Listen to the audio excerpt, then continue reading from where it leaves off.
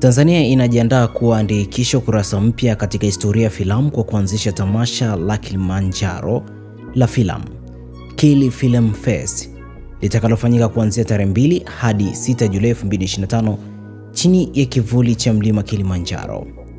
Tamasha hili linalenga kuwa jukwaa la kimataifa la kuadhimisha na kusambaza hadithi, tamaduni na changamoto za Afrika kupitia filamu. Kwa kauli mbiu ya ulimwengu wa Afrika, KFFF 2025 ni zaidi ya burudani, ni chombo cha majadiliano kuhusu masuala muhimu ya kijamii, mabadiliko ya tabia ya nchi, ushiriki wa wanawake na vijana pamoja na uzingatiaji wa mila na tamaduni zetu. Lengo kuu ni kutumia filamu kama chombo cha mabadiliko ya kijamii, kiuchumi na kimazingira. KFF 2025 itajumuisha maonesho ya filamu kwa umma.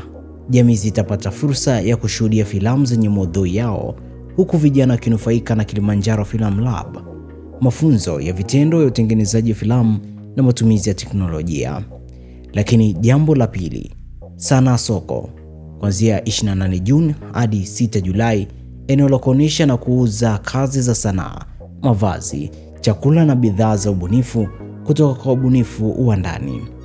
Jambo la tatu, maonyesho ya uhifadhi wa jamii, kuonesha miradi ya uhifadhi inayofanywa na jamii mbalimbali nchini.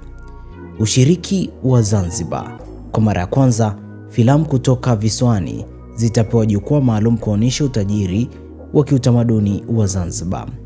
Sherehe na midahalo, ufunguzi utakuwa rasmi kuanzia tarehe 2 Julai saa 12 jioni.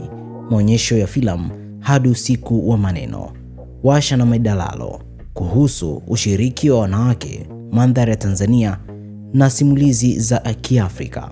Kwa watoto, usimuliaji hadithi kwa watoto ili kuwajengea msingi wa kuthamini historia na tamaduni. Siku ya kilele tarehe 6 Julai. Soko la maudhui, fursa kwa watayarishaji wa filamu kuonyesha kazi, kupata wawekezaji na ushirikiano. Lakini pia sherehe ya tuzo za Kilimanjaro Tanzanite, kutambua kazi bora, vipaji na mpango wa wadau wa filamu nchini. KFF 2025 ni jukwaa la heshima, ubunifu na uzalendo linalolenga kuleta mapinduzi katika tasnia ya filamu na kuitangaza Tanzania kimataifa.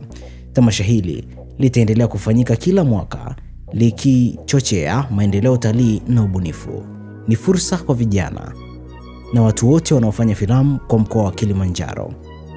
Mwisho wa taarifa hii, usisahau kusubscribe, kulike, kushare na kucomment. Jina langu ni Tobias Kisima. Asante.